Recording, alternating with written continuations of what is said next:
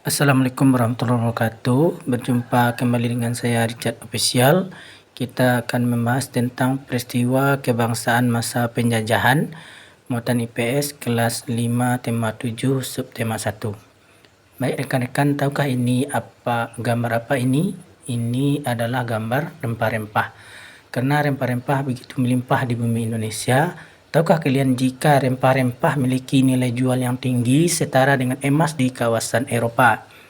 Karena bangsa Eropa membutuhkan rempah-rempah untuk industri obat-obatan. Hal inilah yang menyebabkan bangsa Eropa melakukan penjajahan samudra untuk menemukan negara penghasil rempah-rempah dan ingin menguasai perdagangan dan negara penghasil rempah-rempah tersebut. Sehingganya bangsa-bangsa Eropa melakukan penjajahan di Indonesia. Baik, kita lihat peristiwa kedatangan bangsa Eropa. Yang pertama itu abad ke-15, akhir abad ke-15. Kedatangan bangsa Portugis yang diawali mereka masuk dari pulau pantai utara Sumatera, Pulau Malaka. Jadi mereka masuk dan ada peristiwa-peristiwa yang terjadi. Jatuhnya Malaka ke tangan Portugis, terus mereka bangun benteng di Ternate. Ini reaksinya awalnya bangsa ini diterima baik oleh Sultan Ternate. Tapi karena sudah melakukan monopoli perdagangan, maka pecahlah perlawanan terhadap Portugis ini pada tahun 1512. Kemudian yang berikutnya adalah bangsa Spanyol. Bangsa Spanyol datang ke Indonesia itu di pantai Tidore, Maluku. Tujuannya adalah menyebarkan agama misionaris. Nah, kemudian awalnya diterima juga baik, tapi akhirnya pecah perlawanan pada tahun 1521. Kemudian bangsa Inggris dan Belanda. Kita lihat yang pertama bangsa Belanda. Itu tempat pertama adalah Pelabuhan Banten 1596. Tujuannya mencari rempah-rempah. Peristiwa yang terjadi adalah pembentukan VOC, bentukan pemerintah kolonial Belanda. Reaksinya diterima dengan baik, namun tetap juga akhirnya terjadi perlawanan. Faktor penyebab bangsa Eropa melakukan penjajahan samudra. Ini kita lihat apa saja faktornya. Yang pertama itu gold, mencari kekayaan. Kekayaan yang mereka cari terutama adalah rempah-rempah. Ya, rempah-rempah karena harga rempah-rempah sangat mahal. Harga rempah-rempah semahal emas, mereka sangat membutuhkan rempah-rempah untuk industri obat-obatan dan bumbu masak. Sehingga tujuan pertama mereka itu adalah goal, mencari kekayaan. Yang kedua, yakninya glory, mencari kejayaan. Di Eropa ada suatu anggapan bahwa apabila suatu negara mempunyai banyak tanah jajahan, negara tersebut termasuk negara yang jaya atau glory. Dengan adanya anggapan ini, negara-negara Eropa berlomba-lomba untuk mencari tanah jajahan sebanyak-banyaknya, sehingga terjadilah penaklukan di berbagai daerah. Kemudian yang ketiga, gospel, menyebarkan agama. Selain mencari kekayaan dan tanah jajahan, bangsa Eropa juga membawa misi khusus. Misi khusus tersebut adalah menyebarkan agama ke penduduk daerah yang dikuasainya. Tugas mereka ini dianggap sebagai tugas suci yang harus dilaksanakan ke seluruh dunia dan dipelopori oleh bangsa Portugis. Yang keempat, perkembangan ilmu pengetahuan dan teknologi. Berkembangnya iptek seperti: 1. Dikembangkan teknik pembuatan kapal untuk mengarungi samudra luas. 2. Ditemukannya misiu untuk persenjataan. 3. Ditemukannya kompas. Kompas digunakan sebagai petunjuk arah dalam penjelajahan. Demi mewujudkan semboyan 3G ini, bangsa Eropa di Indonesia membentuk pemerintahan kolonial di Indonesia. Tidak lagi hanya urusan perdagangan, pemerintahan kolonial juga membentuk semata-mata hanya untuk melanggengkan dan memperluas kekuasaan mereka terhadap bangsa Indonesia. Kita lihat masa penjajahan Portugis dan Spanyol. Peristiwa penting pada masa penjajahan Portugis dan Spanyol. Yang pertama itu masa penjajahan Portugis 1512 sampai 1575 dan Spanyol 1521 sampai 1529. Ini rentang waktunya. Jadi ada nantinya monopoli perdagangan cengkeh dan pala di Maluku. Yang kedua, tahun 1522, Portugis membantu Ternate mendirikan benteng untuk mencegah serangan dari Tidore yang dibantu Spanyol. Berikutnya, Portugis dan Spanyol bersaing untuk menguasai perdagangan rempah-rempah di Maluku. Terus terjadinya persaingan Portugis dan Spanyol berakhir dengan adanya perjanjian Saragossa, di mana Spanyol meninggalkan Maluku.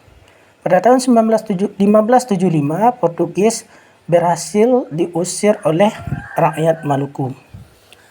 Masa pemerintahan kolonial Inggris. Peristiwa penting pada masa kolonial Inggris. Ini masa pemerintahan Inggris ini 1811 sampai 1816. Pada masa ini, yang pertama Thomas Stamford Raffles menjabat sebagai Letnan Gubernur sejak 19 Oktober 1811. Wilayah kekuasaan kolonial Inggris: Sumatera, Ambon, Banda, Pulau Jawa, Palembang, dan Makassar. Kemudian kondisi rakyat Indonesia pada masa penjajahan kolonial Inggris ini kondisinya sangat menderita.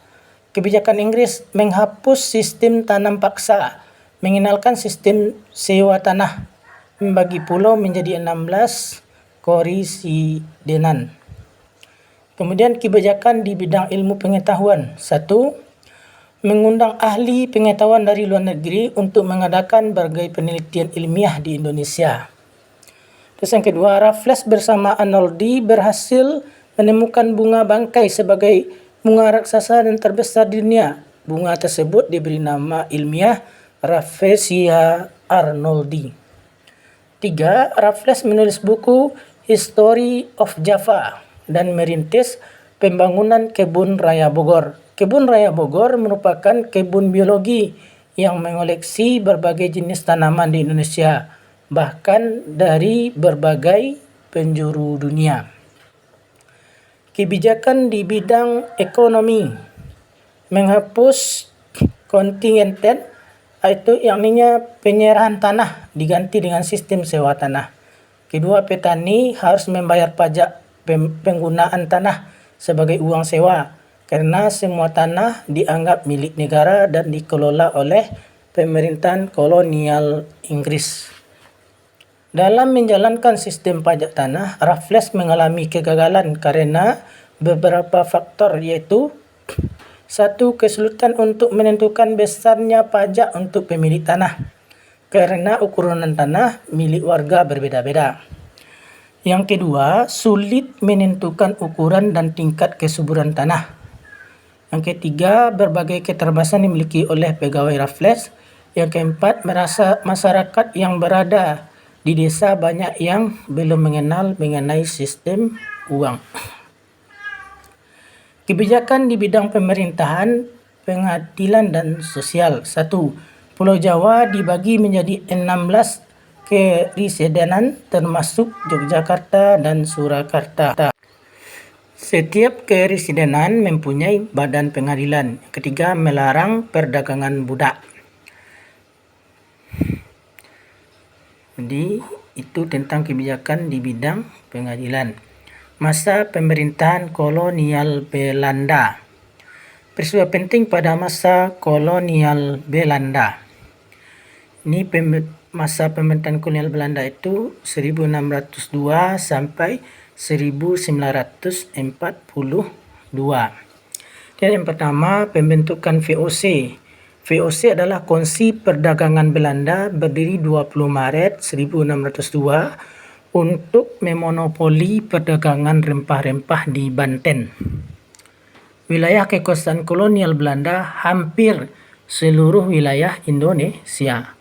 kondisi rakyat Indonesia pada masa pemerintahan ini sangat menderita. Kebijakan Belanda, sistem tanam paksa, monopoli perdagangan, sistem sewa tanah, dan kerja paksa atau RODI. Tujuan VOC didirikan: 1. Menguasai pelabuhan penting. 2. Menguasai kerajaan di Indonesia. 3. Memonopoli perdagangan. Kemerosotan VOC ada faktor internal. Di antaranya 1. Banyak pegawai yang korupsi. 2. Sulitnya mengawasi wilayah kekuasaan VOC yang begitu luas. Ada faktor eksternal. 1. Mencetusnya revolusi Prancis. 2. Penentangan rakyat Indonesia berupa perperangan. Pembubaran VOC mengalami kebangkrutan dan dibubarkan tanggal 31 Desember 1799. Pengangkatan Herman W. Dendels diangkat pada 15 Januari 1808, bertugas mempertahankan Pulau Jawa dari serangan Inggris, dan ia punya kebijakan: 1. Meningkatkan jumlah tentara. 2. Membangun pabrik senjata di Semarang dan Surabaya. 3. Membangun jalan raya dari Anyer ke Panarukan. 4. Membangun benteng-benteng pertahanan. Kebijakan monopoli perdagangan. Pada mulanya masyarakat Indonesia menyambut baik bangsa Belanda karena tujuan awalnya adalah berdagang. Namun, hubungan baik tersebut berubah menjadi penjajahan dan monopoli perdagangan di Indonesia. Penjajahan dimulai dari VOC, di mana VOC berusaha untuk memperoleh kekuasaan. Selain itu, VOC juga menekan para raja untuk memberikan kebijakan perdagangan hanya untuk VOC. Dengan begitu, VOC dapat menguasai politik di Indonesia.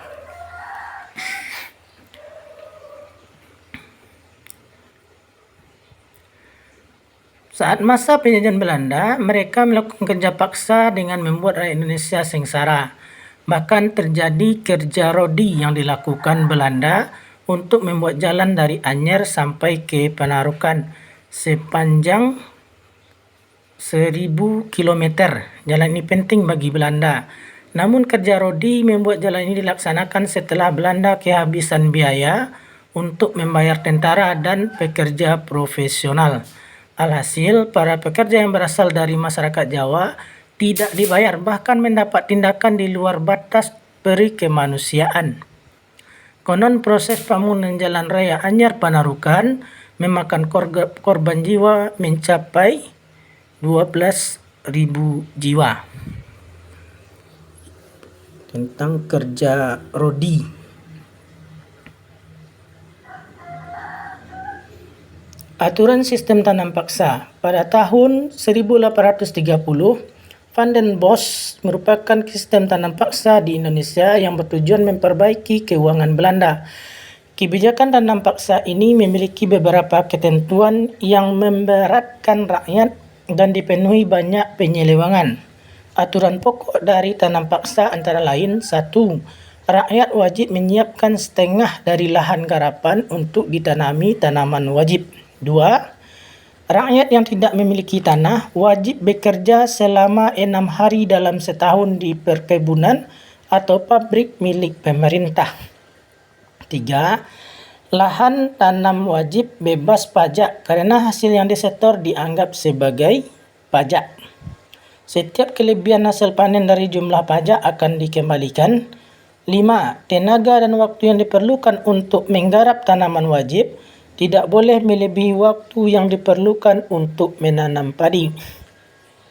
Terus ada penyelewengan sistem tanam paksa. Dalam pelaksanaannya, sistem tanam paksa banyak menghalangi penyelewengan, di antara lain: 1.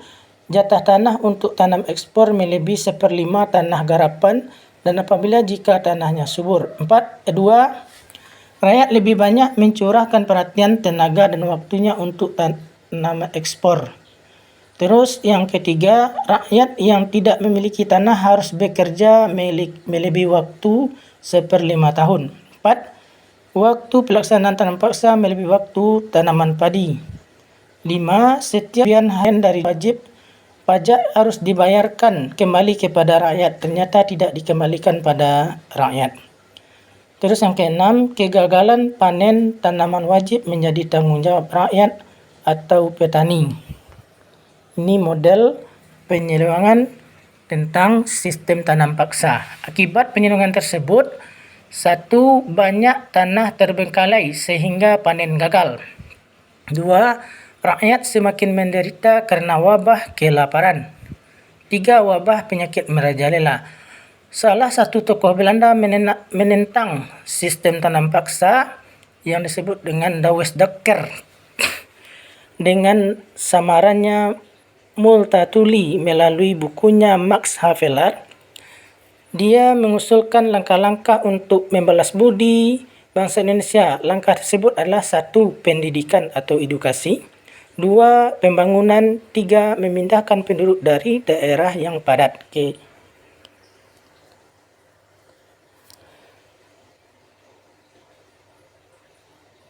Perlawanan ini tentang perlawanan raja-raja. Yang pertama, perlawanan kerajaan Ternate. Kerajaan Ternate juga melakukan perlawanan terhadap Portugis yang dipimpin oleh Sultan Bahabullah. Dengan dipimpin oleh Sultan Bahabullah, rakyat Maluku menyerang pos-pos perdagangan peranan Portugis Maluku. Hasilnya di tahun 1505, Portugis pergi dari Maluku dan Ternate mencapai puncak kejayaan. Kemudian perlawanan kerajaan Aceh. Raja dari kerajaan Aceh yang terkenal yang paling gigih adalah Sultan Iskandar Muda. Ia bersama Sultan Alu Mugayyad Shah bersama melakukan perlawanan terhadap Portugis yang menguasai wilayah Aceh.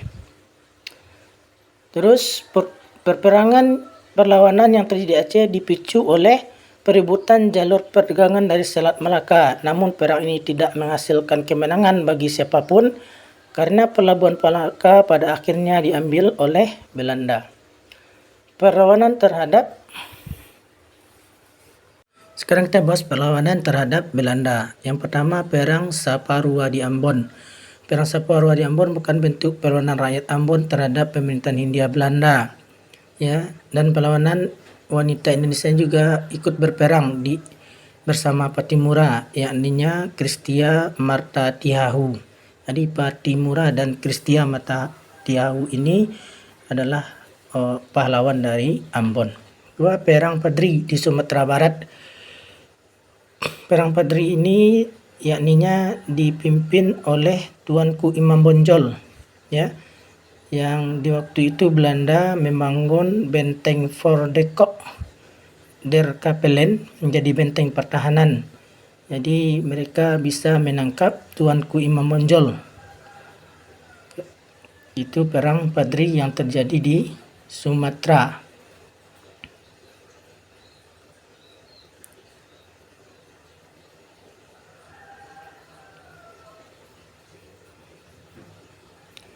Kemudian perang di Ponegoro berlangsung tahun 1825 sampai 1830 yang menjadi salah satu perang besar yang dihadapi oleh Belanda.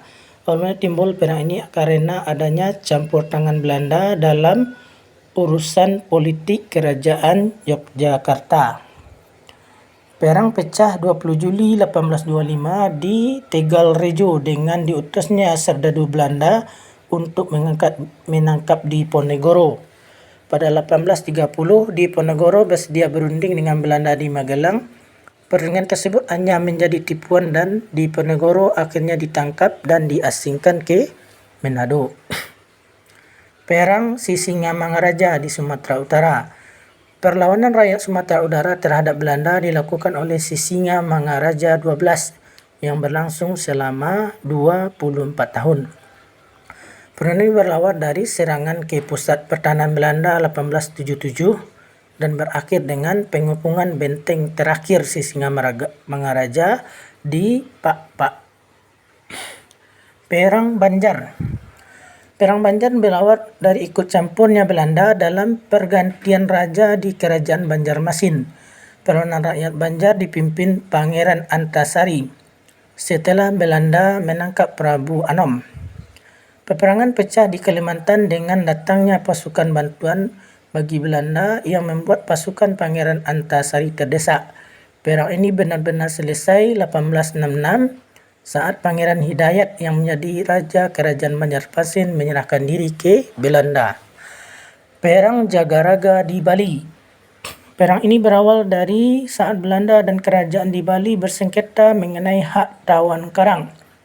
Hak tawan karang sendiri merupakan setiap kapal yang kandas di perairan Bali adalah hak bagi penguasa di daerah tersebut.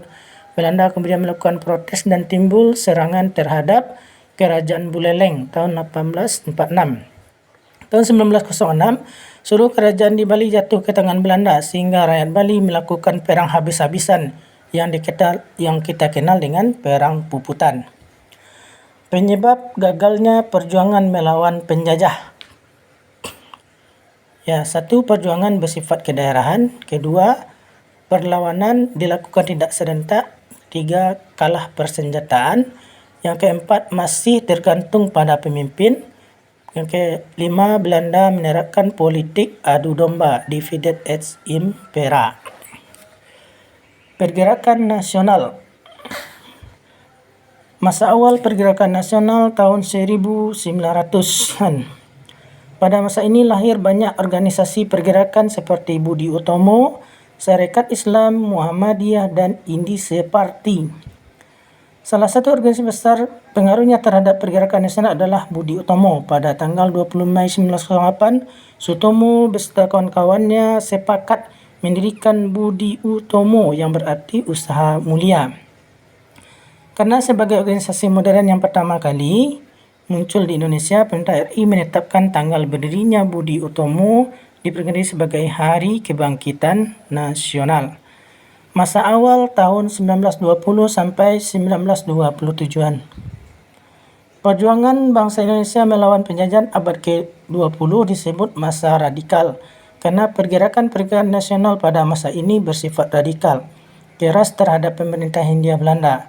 Mereka menggunakan azas non-kooperatif, tidak mau bekerja sama. Organisasi yang bersifat radikal adalah yang pertama PI, Perhimpunan Indonesia, kemudian PKI,